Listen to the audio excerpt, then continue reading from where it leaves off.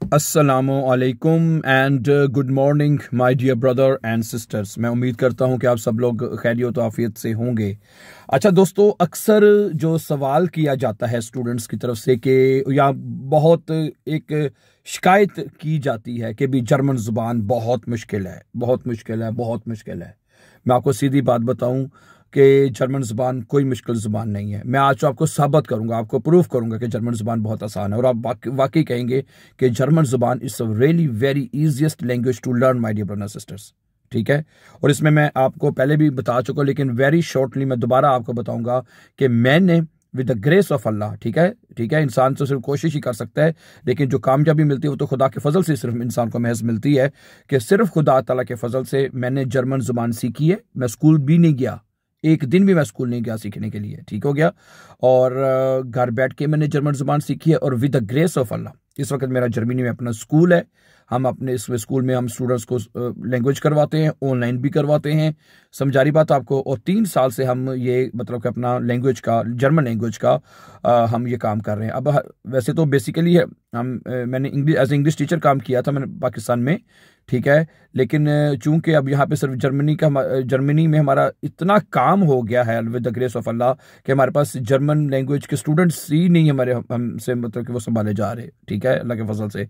इतना स्टूडेंट है जो हमारे साथ ऑनलाइन जो है या वैसे भी स्कूल में हमारे पास तैयारी कर रहे हैं, समझा रही बात आपको।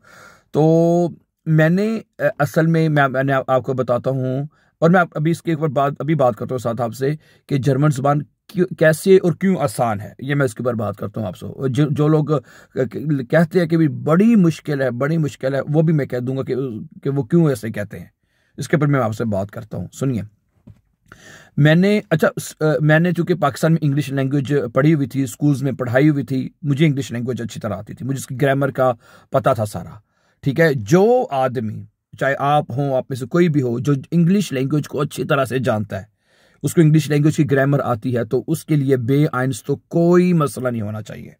वो घर बैठे, उसे किसी ट्यूटर की जरूरत नहीं, उसे किसी टीचर की जरूरत नहीं है, समझा रही बात आपको, वो ठीक है, वो खुद इसको समझ के घर बैठ के तैयारी कर सकता है।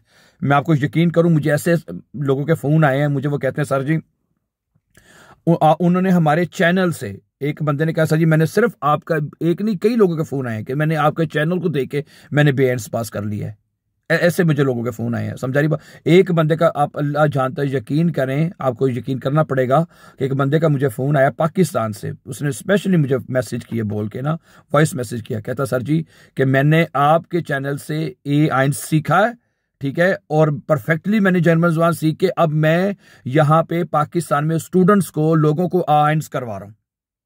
समझा रही बात आपको। जो पाकिस्तान से लोग जहां पे जर्मनी में आते हैं ना, जो शादी करके आते हैं, ठीक है, तो उनको A1 की जरूरत होती है सीखने की, समझा रही। तो वो कहता है जनाब कि मैंने सिर्फ आपके चैनल से सीखी है मैंने जर्मन जुबान, और अब मैं लोगों को पढ़ा रहा हूं और एक अच्छा रोजगार कमा रहा हूं। समझा रही बात आपको।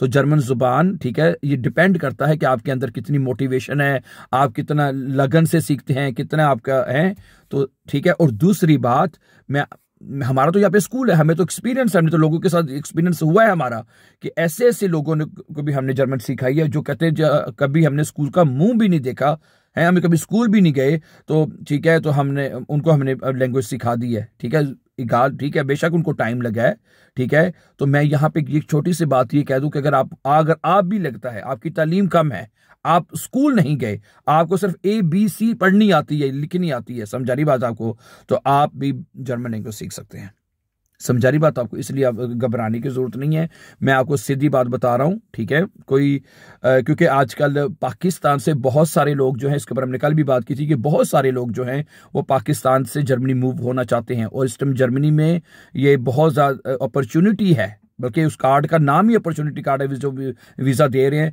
कि अगर आपने जर्मनी आना है तो आप ये रिक्वायरमेंट पूरी कर दें। उनमें से जो सबसे ज़्यादा जो मुश्किल रिक्वायरमेंट लगती है वो लैंग्वेज की लगती है, समझा रही बात आपको। तो वो करके आप अपना बड़े आराम से वीज़ा लेके जर्मनी आ सकते हैं, ठीक है। तो ठीक है, पाकिस्तान में तकरीबन मेरी जिन लोगों से भी बात अक्सर जब होती है, तो कम से कम हर बंदा मैट्रिक FA BA तक तो जरूर पढ़ा होता है। अगर आपने FA या BA तक नहीं पढ़े, अगर आपने कम से कम मैट्रिक भी किया हुआ है, ठीक है, तो मैं कहता हूं आपके लिए बेएंस वगैरह कुछ भी नहीं होना चाहिए, ठीक है, ओके, सही है। अब अगर मैं थोड़ी सी बात करना चाहता हूं कि वो बहन भाई जो कहते हैं कि जर्मन जुबान मुश्किल है, मुश्किल है, वो मुश्किल है क्यों कहते हैं, मेरी बात सुने। असल में जर्मन लैंग्वेज में पता बात क्या है कि जर्मन लैंग्वेज में आर्टिकल्स हैं। अब आर्टिकल्स क्या होते हैं मैं आपको बताता हूं, सुने। इंग्लिश में भी आर्टिकल, लेकिन वहां पे सिर्फ एक ही है। जैसे दी टेबल, दी कार है, उसके बाद हो गया the paper, the woman, the child. उसमें इंग्लिश में हम नॉर्मली ये करते हैं कि एक ही तमाम चीजों के साथ एक ही आर्टिकल लगा दिया जाता है, ऐसे ही है ना, समझा रही बात आपको। जर्मन जुबान में ऐसा नहीं है। जर्मन जुबान में एक की जगह पे 3 आर्टिकल, 2 और आर्टिकल हो जाते हैं, टोटल 3 आर्टिकल हो जाते हैं, ठीक है। और वो है देयर, दी, दस, ठीक है। और प्लूरल में हम भी दी आर्टिकल लगाते हैं, तो टोटल 4 आर्टिकल हमारे पास हो जाते हैं, बेसिकली 4 हैं, देयर, दी, दस और प्लूरल में दी आर्टिकल, 4 आर्टिकल हो जाते हैं। ओके, अब ये 4 आर्टिकल्स जो हैं ये बस आपको समझने हैं, सिर्फ देयर, दी, दस, ये 4 आर्टिकल्स। अगर आपको इनकी टेक्निक समझ आ गई कि ये 4 लफ्ज कह रहा हूं मैं, सिर्फ 4 लफ्ज, सिर्फ 4 लफ्ज, बाकी मैं कोई और चीज कोई नहीं आपको कह रहा।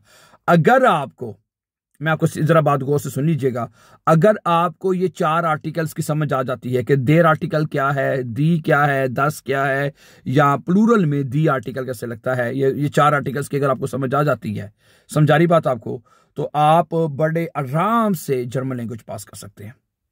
अब आप कहते हो कि है यही सबसे मुश्किल है, भाई मुश्किल नहीं है, ठीक है। देखें मैं आपको बताता हूं, ये 4 आर्टिकल में आपको पता है ना, ये तो आपने हर बंदे को पता है, जो जर्मन सीख रहा है या नहीं भी सीख रहा है उसको सारा पता है कि ये देर, दी, दस आर्टिकल्स होते हैं, ठीक है। ओके, बस आपने ये देखना है कि ये जो 4 लफ्ज जो मैंने आपको बताए हैं, देर, दी, दस, 4 आर्टिकल्स जो हैं, ठीक है, इनको ये 4 तरह से लिखे जाते हैं। नॉमिनेटिव में नंबर 1 4 आर्टिकल कैसे लिखे जाते हैं। उसी तरह जब दूसरा केस आता है अकोजाटिव, उसमें कैसे लिखे जाएंगे, वही देर, दी, दस, दी, ठीक है। फिर उसके बाद डाटिव, उसमें कैसे लिखे जाएंगे, और गेनेटिव में कैसे लिखे जाएंगे, बस, ठीक है। ये 4 आर्टिकल्स जो हैं, अब इनको आपने अंडरस्टैंड करना है कि इन चारों आर्टिकल्स को, चारों जो जर्मन केसेस हैं उनमें कैसे लिखा जाएगा, नॉमिनेटिव में कैसे लिखा जाएगा, अकोजाटिव में, डाटिव में और गेनेटिव में, बस ये बात, ये जर्मन जुबान है टोटल, बस। बाकी सारी चीजें, ये 4 चीजें आप अंडरस्टैंड करने, बाकी चीजें सब खुद ब खुद होती जाएगी, बल्कि वो खुद ब खुद आपको समझ आती जाएंगी, my dear brothers and sisters, मैं सही कह रहा हूं आपको, ठीक है। तो असल में, ठीक है, तो ये 4 आर्टिकल्स हैं, आपने बस ये सीखना है कि नॉमिनेटिव में कैसे लिखे जाते हैं, अकोजाटिव में, डाटिव में, गेनेटिव में कैसे लिखे जाते हैं, बस ये सीखना है। क्या ख्याल है, हम अपने इस चैनल के ऊपर मुतअद्दिद बार, सैकड़ों बार इस बात के ऊपर जो है लेसन के ऊपर बात कर चुके हैं। आगे भी इंशाल्लाह इसको हम कंटिन्यू करेंगे, आगे भी इसके ऊपर मजीद बात होगी इंशाल्लाह ताला, ठीक है। बात पता क्या है, देखें कि जैसे मैंने बता दिया आपको कि ये 4 आर्टिकल्स हैं, देयर, दी, दस और दी, प्लूरल में लगता है, ऐसे ही है, ठीक है। अब इसको फॉलो करते हुए दूसरे, ये जो 4 आर्टिकल्स हैं ना, इन्हीं को फॉलो करते हुए दूसरे आर्टिकल लगते हैं, जैसे आइन हो गया, माइन हो गया, डाइन, जाइन, ईयर, वो फिर लंबी एक पूरी चेन है आर्टिकल्स की, जब वो टोटल 9-10 हैं, 9 आर्टिकल्स हैं वो भी तकरीबन, और जो इन्हीं को फॉलो करते हुए लगते हैं, समझा रही बात आपको। उसके बाद जो दूसरा केस है, देखें जो अकोजाटिव है, अगर आपने अकोजाटिव पढ़ा होगा लाजमी, कि अकोजाटिव में जो देर आर्टिकल है, ये 4 आर्टिकल्स है ना, इसमें जो देर आर्टिकल है वो देर में चेंज हो जाता है, और बाकी 3 आर्टिकल सेम ही रहते हैं जो नॉमिनेटिव में थे, ठीक है। तो ये आर्टिकल्स बेसिकली इन 4 फॉर्मों में चेंज होते हैं 1 बाय 1 करके, है। अकोजाटिव में 1 आर्टिकल चेंज कर दिया, डाटिव में 2 चेंज कर दिए, गेनेटिव में भी 2 कर दिए, बस इस तरह आपने इनको समझ लेना है।